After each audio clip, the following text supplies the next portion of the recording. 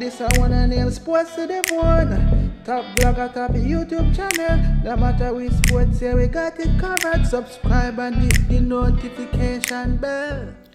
A blessed day to you, all my sports to the bone people. Thank you all for checking this one out. So, tomorrow, West Indies and England, they will take the field to get the third and final test match up and running. So, in this video, I am going to be sharing my playing 11 and batting order. Also going to be taking a look at a message that was sent out by our former player, Ian Bishop. Yes, he actually had a strong word of encouragement for the players as they go into this final test for the series. Just give a listening ear until the end. Let me know what you all think in the comment section. And also feel free to share your playing 11. All right, so we're going to start things off with the playing 11 that I have here. And before we go into it, just a quick disclaimer. This is just me being a regular fan, looking at the squad and saying, this is how I would set it up for this game. It is not gospel. I have no connection with anybody inside the camp. This is not me trying to get them to play who I like. And this is not me predicting the playing 11. This is just me looking at it and saying this is how I would do it. All right. No, that's out of the way. So the third and final test match, my viewers and subscribers. Not a large squad to work with. Not a huge squad by any stretch of the imagination where we can say, well, we have had 2 test matches, so let us switch on a couple of players. And even if we had a bigger squad than this, I don't think we really and truly need to chop and change. We need to give players an opportunity to really settle down and spend some time out there. You understand? I know that losing the second game, people will say that we can't look for any positives because we lost the game. But, that's not how things work. You can have small positives building up until you become a force to be reckoned with. That is how it is supposed to go anyways. But seems as if we can't pick up that thing. Anyways, so we're going with the youngster Michael Louis, opening with Captain Craig Brathwaite. We have seen a couple of good opening partnerships, from the two men. We're hoping that at least one of them will push on in this game and get a 3-figure score. Hopefully they will be able to play at the pace that they were playing in the when they got us after that start in the second innings of that second game. Right? So those two. Now, here's where I'm going to make my probably one and only change. Maybe I have 2 changes. But here's where I'm going to make a little switch. Kurt McKenzie, I'm going to rotate him out for this game, and I'm going to have a look at Zachary McCaskey. I mean, in the warm-up game, he didn't really, he got a chance in the warm-up game, didn't really score, but he has been around the test team for a little while now. He got some runs in the regional championship, and then they took him to Australia. He didn't get in, and, we have had 2 games in this series, and he's still on the bench. As I said, Mackenzie is definitely part of my long-term plan, so I don't necessarily want to just take him and put him on side. But I gave him those 4 innings in those 2 test matches, plus other innings that I would have been that I was looking at. So we're going to go Zachary McCaskey. Number 4, we go Alec Arthanez. Number 5, we go Hodge. Number 6, we go Da Silva. And you would realize that I'm batting Da Silva before Jason Holder, right? So that is something that I'm going to do.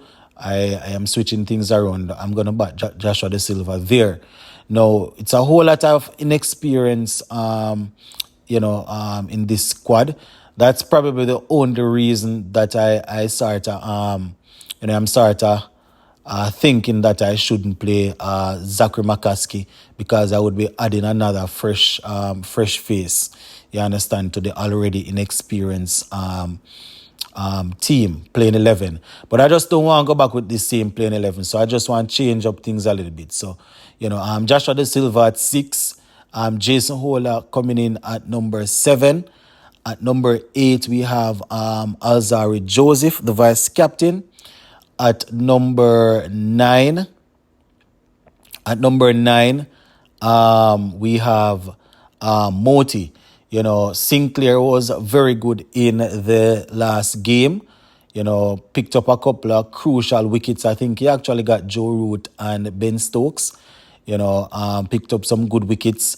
We expect him to do work for us with the bat, just the same. That's Sinclair. But Moti is fit and ready again. The first game that he played, he was good. He bowled well. He too got, I think he actually got Joe Root and Ben Stokes, if I'm not mistaken. Plus, he made some runs for us. I think he had 31 not out. So we're definitely looking to go to get him back in. I like having Sinclair in because of his presence in the field. He's definitely going to try with the ball, and we know that, any day he can click with the bat. He showed this in Australia. But I am obviously not going to play 2 spinners, so I'm going to put back Moti in. It's really difficult to really change it like that after Sinclair had what you could call a good game. You understand? But Moti seems to be the frontline spinner, so I'm going to work with him, drop back Moti in there. And then we have Shamar Joseph and Jaden Seals. Now, I was going through my comment section yesterday, and I saw not even only yesterday, quite a few people I see saying that you can play 2 spinners and leave out Jason Hola. But I'm wondering, people going as far as to say it's because, it's because Hola's friend is the captain. But I can't understand how we are watching the cricket and we don't see that you can't have 2 spinners here, and who you're going to use you can't have 2 spinners. Who's going to be the 4th seamer? You understand? But that is basically how I'm going to do it, my viewers and subscribers. So that is my playing 11 right there. Now, before we go, I just want to read a little message here from Ian Bishop, taking it from the Sportskeeda website. So this is Ian Bishop, and I quote, "If the guys could hear me now, they have to pick themselves up. I know it is hard, and know there may be a lot of mental energy that was drained by their application with the bat in the first innings. Magnificent score and that sort of capitulation in that second innings.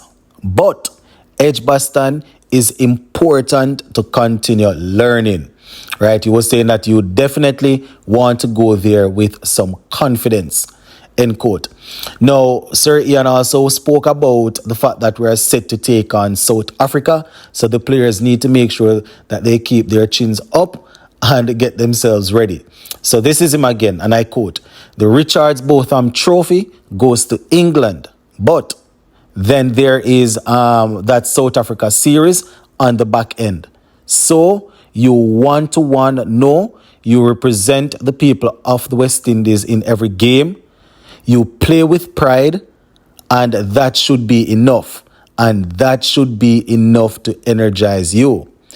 If that's not enough, you are coming up against South Africa less than a week or so later, less than a week after that final test against England. So there's still a lot to play for, a team that's still learning." End quote. So let me know what you all think in the comment section, my people. Go and leave it right here. So for now, big up on yourself.